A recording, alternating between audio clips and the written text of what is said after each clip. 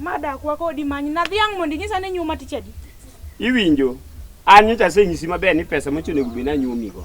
Kata to usapiko. Ema wacho, dong yanda ng'eyo recho in men ching'olo ka mipogo wuok ang'wen. Chiemo to nyaka chiem. Idwa ni kika chiem. Chiemo to nyaka chiem, kise chiemo mago ke pes nyombo meche na choko. Kwani dago ikoso ni winjo riko na ni dhi. Ok gowi. Ka choko pesa ma dirom ni omo 500 sieko ni gombore. Koro ata tim nang corona body. Rech no kata de chami ka kenda. Achami ka kenda. Cham dwa chami kodi to ng'ama yadhe dho kendo kin. Ana yadho dho chiemo no. Ine mi kuongi dil kode man ti. Ibet ga koda kendi atedo tibet piny. Achiemo sadi. Achiemo sadi. To dhako mama wang'e riek. Kido marach no iket kuoma. Dhako maliwo ji makata kilengo wang'i to setoko biloni. Mano dhako to an. Ana dhako moriere tirwe kelo na wi. Abiro nyuomi ka yudo loan. Kotamore. Ang'o wa loan mane? Ne uspiki piki ni manja kenyalo nyuoma. Loan abiro yudo beda. Nisa ni nyuoma karang. Katek tafunda. Mokwongo an gi sida mali. Sida marang. We kelo na weche mag nyombo sani.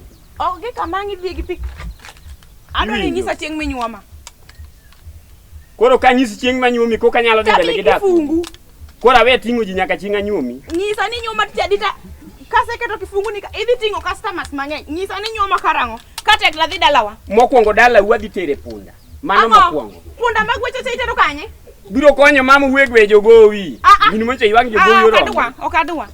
Iwinjo? Okadwa. Atero punda. Punda rombo diel kikikel dalawa kikelo timany kumidhiego. Gimo mi atero punda dong in moche gwe wud jokorero ka. Dong icho Mane no katinde ogwe. Icho Kenya ama incha goe. Dhako magweji inyuomo punda mane wadgi madhi gwecho dala. Kata in kokinyuoma anyisi nono kokinyuoma in. Kata wuocho. Miya kifunga di amanyi pesa wangi dhi ng'iew recha. Wasna ni nyuoma tichedi mondi. Abiro nyuomi punda nyase wuoyo gi bole japunda kam mumisa ni dhi miyowa punda chiel. Okadwa punda inena kaneno ka punda aneno ka punda. We ndugu wekelo na wi. Apenji ka in meche gwe dichuo cha koro ok mano nyiso maler ni dwano nyuomi punda. Dichuo fuo ka tugo kodanda ratim gang'o agwayo proper. Nyathiwa diniti cham reche. Abiro yudo pesa abiro nyuomi. Wach punda no to ok inyal nyuoma we pimo wiya.